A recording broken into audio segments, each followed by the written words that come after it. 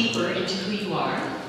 Today we look at revealing your true nature by utilizing the characters once more in Lewis Carroll's classic Alice in Wonderland. We'll look at three of the main characters and see how they relate to us. Maybe you're like Alice, or the White Rabbit, or more like the Cheshire Cat. A combination of all of them, or maybe not any of them, but something else entirely new. At least a couple of the world's major religions teach that qualities and attributes we have and develop in this lifetime go with us into the beyond, thereby maintaining a personal stream of consciousness, our individuality. If that is true, then it would be wise to know what those qualities are, wouldn't it? And to develop and strengthen our best attributes. And whether we take our personality with us into the next realm or not, it's still a good idea to do it anyway, don't you think? One of my favorite quotations on this topic, one I learned decades ago and use as a measure from time to time in my decisions, came from Basketball Hall of Fame player and coach John Wooden. He said, "The true test of a man's character is what he does when no one is watching." The true test of a man's character is what he does when no one is watching. Now that doesn't mean you move away from everyone and go live in solitude, or that you keep secret your life from those who can tell on you, or judge you, or monitor your behavior so you stay on the right path. That's not it at all. It means that your true character is what you do when you're examining yourself. When the only one you must answer to is you, and always your God self within. Ultimately, that is how it truly is. You must be able to look yourself in the mirror, reflect back at your life at the end of your earthly days, and decide, was this the life I chose to live? Was I the best me I could be? Was I of service to others? Did I love deeply myself and those around me? Did I do all I came here to do? Was I kind and compassionate? Did I live in joy and harmony and cooperation? Did I express the unique gifts that are mine? And did I use up all these treasures for the best good? Those gifts are part of your true character. Are you using them? Are you developing them? Do you even know what they are? And if you don't, what are you doing about it? There's a song we sometimes have our children sing in our services called "This Little Light of Mine." And I know the melodies can start playing in your heads now. It's been around a long time, and it's sometimes referred to as a Christian hymn, a Bible song, a classic spiritual. The lyrics get modified a little bit depending on which faith or church or group is singing them. Yet its message is the same. It's a declaration that you are going to let your true nature, your true character, your divine light shine everywhere. You declare that you will not hide it under a bushel or let anyone blow it out. That fear and doubt cannot diminish the light within. That's a huge declaration to make. Think about it. You're stating that your light, your true nature, your God self, your talents and skills and character is going to shine and be revealed no matter what. No matter the situation, no matter the people in front of you. Can you do that? Are you doing it?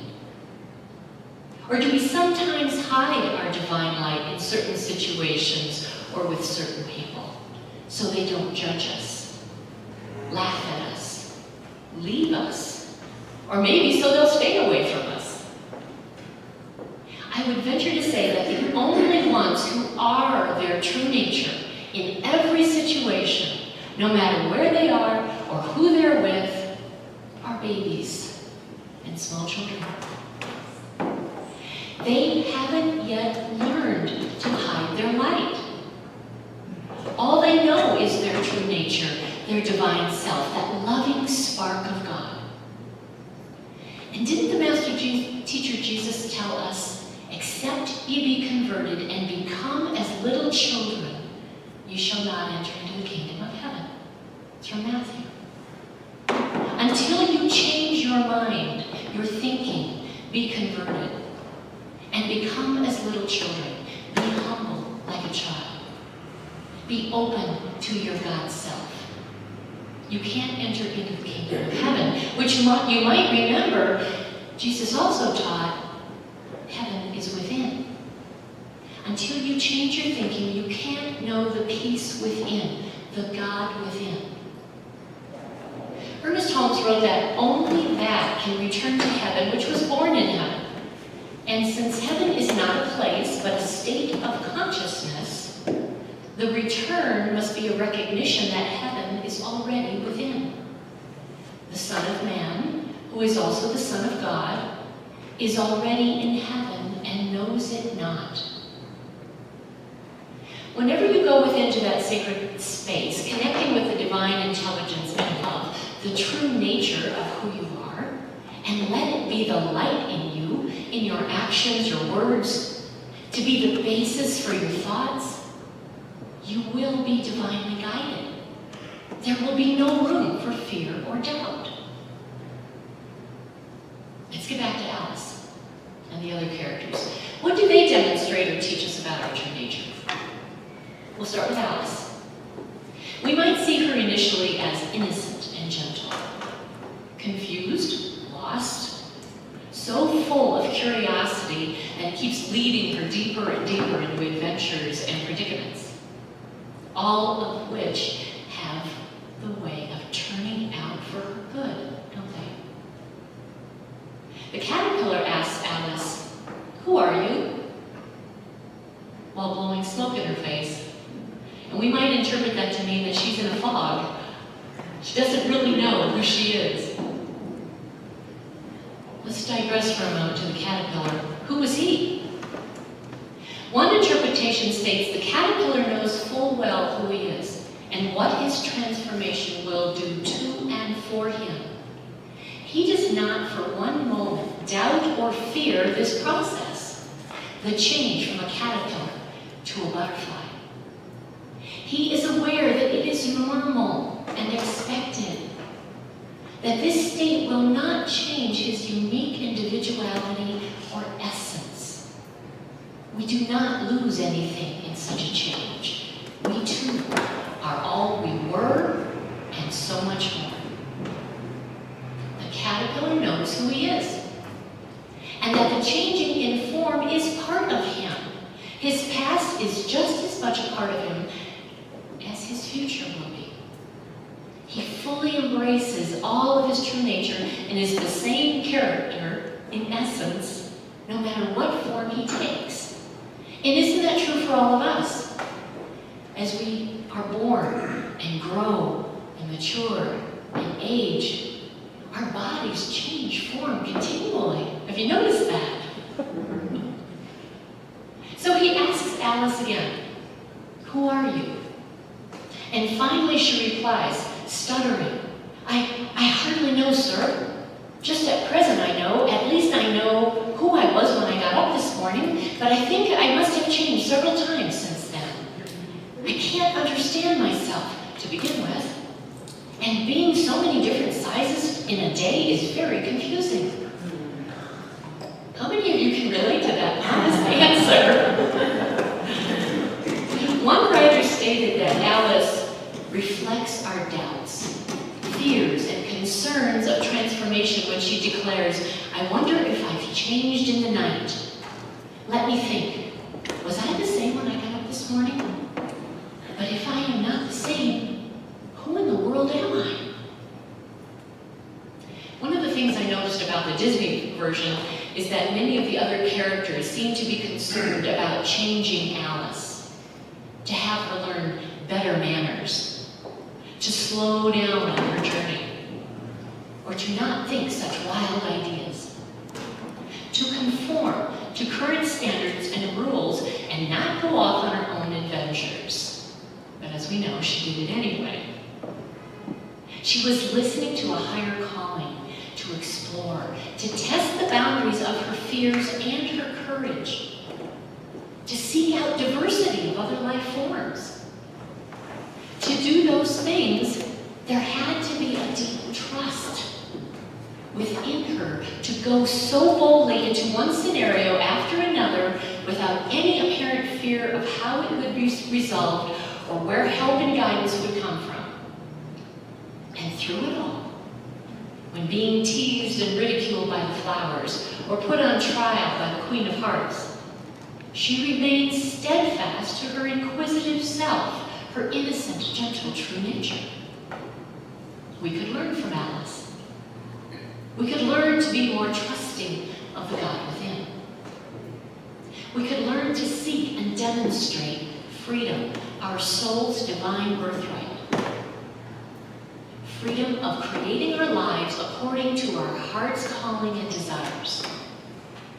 Holmes tells us on the very first page of the Science Mind textbook, we do well to listen to this inner voice, for it tells us of a life wonderful in its scope, of a love beyond our fondest dreams, of a freedom which the soul craves.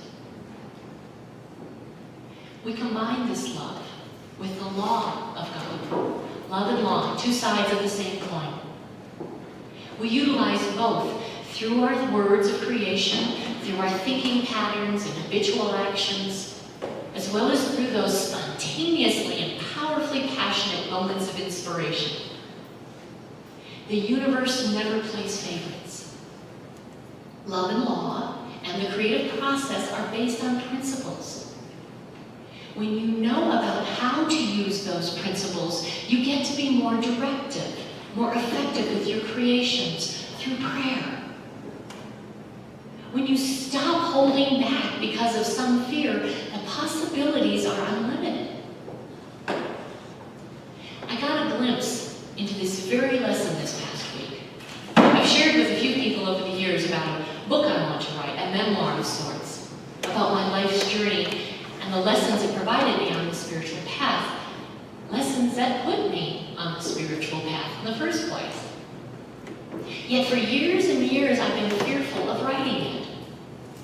I've been listening to the voices from this side, the voices in my head about not being good enough, paralyzed by the opinions of others, and the fear of all the what-ifs once I do write. And then I was talking with a friend the other night, and these words came out of the depths of my true self. I don't want to die with this story still inside me. I have to get the words out. I have to write this book. The next evening, I started writing. I've already drafted the first 2 chapters, and I can't wait to get back at it. For those of you who write, you know how difficult that can be to stay away from it when you're being called. The seed has taken root, and it's growing all by itself. It's like I've given my inner voice permission to speak, and it won't shut up. It's exciting and annoying all at the same time. And I know this is just the beginning. The possibilities are unlimited. Perhaps one of the Wonderland characters many of us can relate to is the white rabbit. I know I do. Hurrying and scurrying, sometimes running around in circles, constantly checking his watch, frantic to go someplace other than where he is right now. At one point he says, I run and then I hop, hop, hop. I wish that I could fly. There's danger if I dare to stop, and here is the reason why. I'm late, I'm late, I'm late. One story critic wrote, he's a stressed rabbit who wishes he could fly. Does anyone resemble that sentiment? Ah, so simple. Just like Alice blowing up in the room where there is no space for anything but her. Alice chases to see where, why, and what the white rabbit is late for when he does not even know. Portraying the frivolity of our fast-paced, stressed-out life, how is one to hear the silence? What is your priority? So let me ask, do we really make any progress in life by trying to do too many things at once? I'm as guilty of this as the next person. Sometimes the distraction of multiple projects can keep our brain sharp and creative. And at other times, it can cause it to kind of short-circuit and fritz like an appliance that's about to blow up. Holmes tells us a good psychological balance is struck when the will and the emotions are rightly poised. The intellect first decides what the emotions are to respond to. After the intellect has made this decision, then the imagination is called into play and the game of living commences. Doesn't that sound like a fun way to live? The game of living? A joy-filled and balanced way to live and be? Is balance part of your true nature? Of course it is. Yet how often do you or I let it manifest in our lives? How often do we slow down or simplify what we're doing? Not only would focus and slowing down allow us to be more balanced and calm in our efforts, we might even do a better job and live longer. Here's a simple example of finding balance. I love this book. It's the very first Science Mind textbook I ever bought. It's a 1951 edition that I found at a thrift store 21 years ago, and I paid $4 for it. The binding is broken. If you were to examine it, the binding is broken. It's being held together by duct tape. Every yellowing page has been written on. It smells of wisdom in libraries, and I wouldn't part with it for anything. Yet because it was getting so worn from going back and forth to classes and such, I started using a newer, softcover version. And I was using it for classes and references when I was writing my sermons. And that's been going on for the past few months. I stopped making notations in my old book and put them in the new book instead. I put these trusted pages on the shelf to keep them from further wear and tear. And the plan worked for a while, but something hasn't felt right. Deep down inside, every week when I pull out the new book instead of my old book.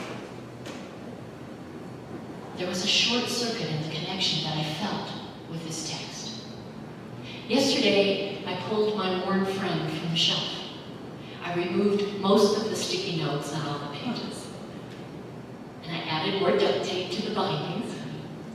I straightened out the blue cover, and I welcomed this precious book back into service. Now I feel balanced. When I'm doing my research or planning my class, my mental activity is no longer divided between the two books.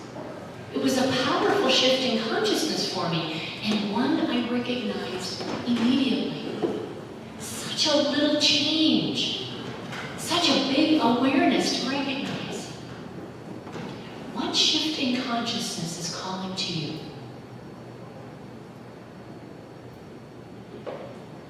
I'd be remiss in this topic if I didn't include just one more character today. One that brings a smile every time I see him or think about him. The grinning Cheshire Cat. We might think of this cat as one of the wise ones of Alice's story. He shows up at exactly the right time to offer some guidance when she's lost, without really telling her where to go or what to do. He's always smiling, as if he knows the answer to every secret. He seems to be genuinely pleased with his life and his role in it. He is the only creature that listens and educates Alice.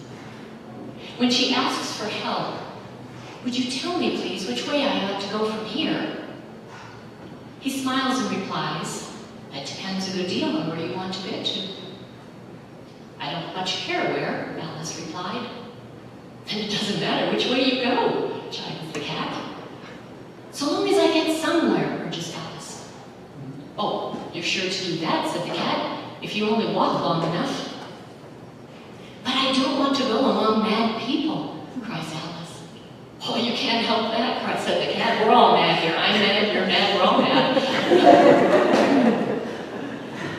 In this one scene, the Cheshire Cat teaches us how universal principles work through setting intentions and the importance of clarity in our prayers. Decide where you want to go or what you want to create in your life. Set your intention. Ask for what you want. Be specific and also leave room for God. And then move forward. Take what action is your part to do. If you don't know where you want to go or what you want to create,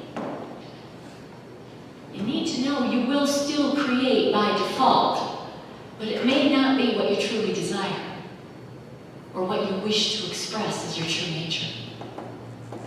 It may be only madness, uncertainty, confusion, perhaps a sense of feeling lost. Yet without clear direction, divine law will still create. Personally, I do see the Cheshire Cat as one of the wise ones, in this story and in general. Here are some of the characteristics that have been suggested for the wise ones. They will never tell us what to do, where to go, or how to think. They simply ask questions, emphasizing that all of the answers are within ourselves. Wise ones have no judgment. Their only intention is to urge us to a closer walk with that still inner voice, our connection with the divine. They have an honest, direct, real viewpoint about life. And if you ask them, they will share what they believe. Like telling Alice that we're all mad here. So of these storybook characters, what divine qualities do you see in yourself? What path are you on? Where do you want to go? What directions are you looking for? And from where are your answers coming? What one thing could you do today to let your light shine and allow your true nature to express more fully in the world, in your own life? And finally, do you recognize the gifts you have, the gifts you are? The true test of a person's character is what he or she does when no one is watching. Start there, and it will always be enough. If you start from within, you'll never be lost or confused, fearful or in doubt about the divine nature. The child of God you are, and came to this existence to express. Be who you truly are. Make your life the priority for you. Reveal your glorious God self. Give voice to the good that is seeking release to fly. It is easier than you think. You are wiser.